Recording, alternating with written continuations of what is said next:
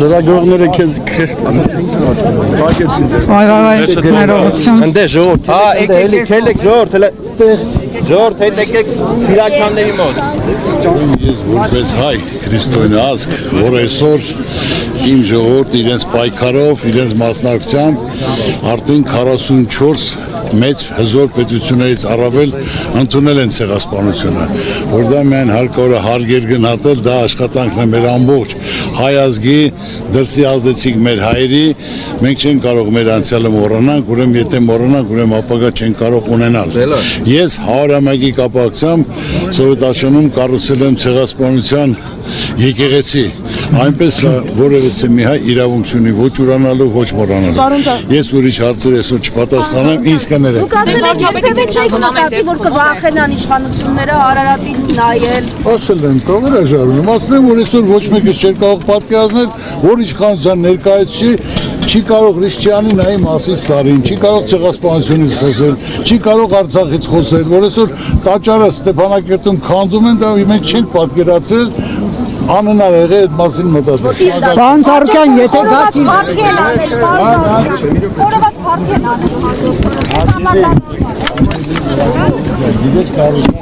Հարցերից չի խուսափում, ինչ որ պատկերացնում, ինչ որ մտածում եմ, այսօրվա օրը թողեք հանգիստ, այսօր եկել ենք գործել հարգանքի տուրք մատուցելու, տեսնում ես ամբողջ ժողովուրդ այստեղ իրենց երեխաների, թոռների հետ, ամբողջ աշխարհը սգում է, հիշում է, մենք պետք է միասնական լինենք այդ ստեղծած արածը, որ եթե այսօր 40 երկրից ավել խոշոր պետություններ ընդունել են, օրենքներ են ընդունել, քրեական են դարձել, ովքեր որ հակառակ ասեն, նույնը մենք պետք է անենք եւ պետք է ոնց որ Գերմանիան ընդունեց հրաների ցեղասպանությունը, նույնն էլ Թուրքիան պետք է ընդունի։ Նորեն ժամանակ կարող ենք մնացած մասին խոսել։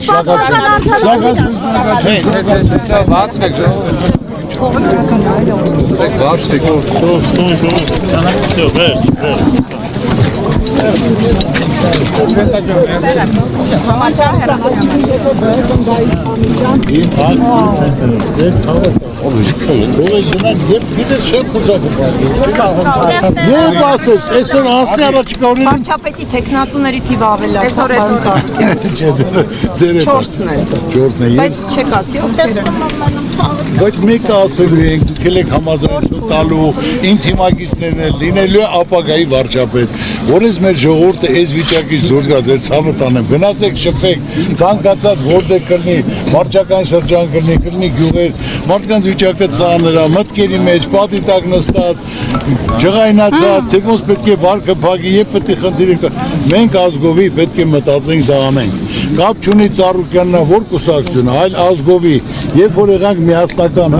հարցանք համախմբել, գնատել, ով այդ փորձը ունի, այդ ցանկություն ունի, կապեր ունի, պետք է խնդրենք կանգնենք կողքը, մենք այս վիճակից դուրս գանք, դե ցավոք։ Դուք շարունակում եք պնդել, որ Ռոբերտ Քոչարյանին չեք ընտրի վարչապետ, եթե օրինակ նրա շուրջ համախմբում լինի։ Բայց ես նորից եմ ասել եւ համապատասխան Ռոբերտ Քոչարյանն ասել, ով առաջինը կլինի, այդքան շատ ձեն կտանի, նայել կորոշի։ Դուք պատրաստ եք ընտրել ամենաշատ քվեստացող ընդդիմադիր ուժի տեխնատուին։ Ես ասեցի, հետ գործ չունեմ,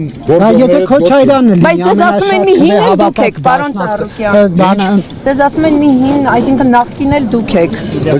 Նախկին էլ ես ո՞րն եմ ասում նա։ 2008-ից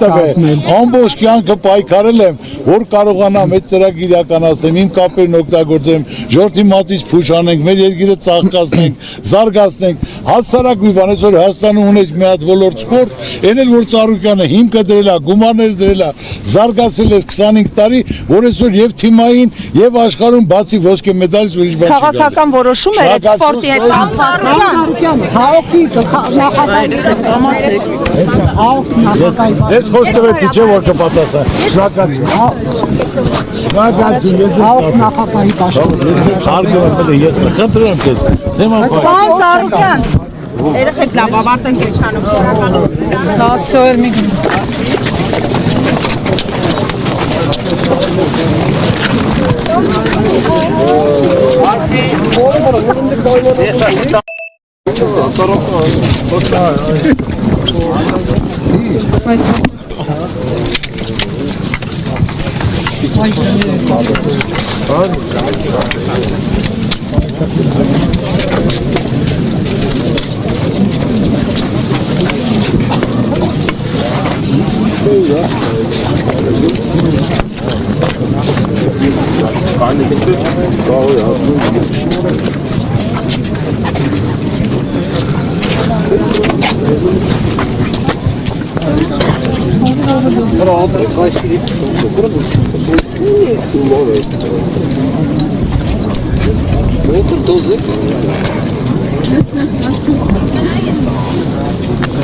Да, хорошо понимаю, хорошо ставишь.